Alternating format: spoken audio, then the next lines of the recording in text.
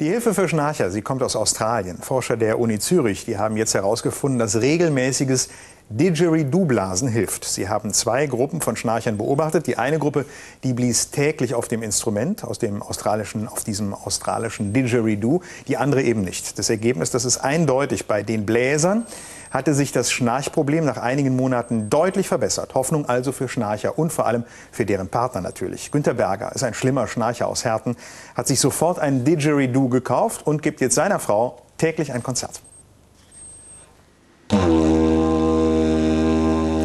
So klingt er, der Ton, der gegen das Schnarchen helfen soll. Günter Berger muss sich noch ziemlich anstrengen, um ihn auf seinem Didgeridoo zustande zu bringen. Aber der 64-Jährige bläst unermüdlich. Täglich übt er mindestens eine halbe Stunde. Und er hat auch das Gefühl, dass sich da schon was... Ich merke, dass ich ab und an Muskelkater im Halsbereich habe.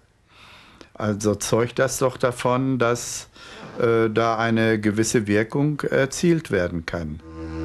Das hofft auch seine Frau Anneliese.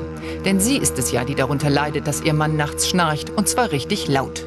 Wie ein Presslufthammer. Vor allen Dingen, wir haben ein gemeinsames Bett, 2 Matratzen zwar, aber die Matratzen sind ja aneinander. Und dieses Vibrieren, das merkt man in der eigenen Matratze dann mit. Das kann man sich gar nicht vorstellen. Da helfen auch die Ohrstöpsel nicht immer. Oft liegt sie stundenlang wach.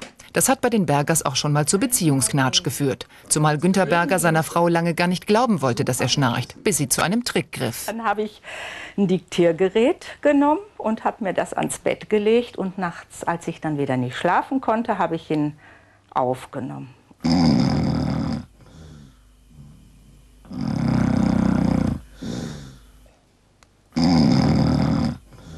Und dann habe ich gar nichts gesagt und dann saßen wir mal so richtig in schöner Runde, Geburtstag oder was war, kann ich nicht mehr sagen. Auf alle Fälle, dann habe ich das Teil geholt und habe es abgespielt. Erstmal, ich habe so im Stillen gedacht, was spinnt die? Wie kommt sie dazu, mich hier im Schlaf aufzunehmen? Ich habe ja doch nichts getan aber dann hat mir das doch zu denken gegeben. Dass regelmäßiges Üben auf dem Instrument der australischen Ureinwohner helfen kann, hat Günter Berger eher zufällig gehört. Inzwischen nimmt er sogar Unterricht beim Artenpädagogen Mark Iwaskiewicz. Der arbeitet schon lange mit Didgeridoos und ist überzeugt davon, dass sie bei Schnarchern einiges bewirken können.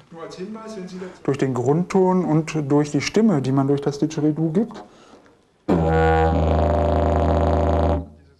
Dieses Graue, das war die Stimme oder der Stimmeinsatz, dass dadurch die Muskulatur und das Bindegewebe der oberen Atemwege sanft massiert wird und auch gefestigt wird.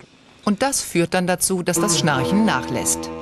Darum will Günter Berger dranbleiben, seiner Frau zuliebe und weil es ihm inzwischen auch Spaß macht. Hervorragend.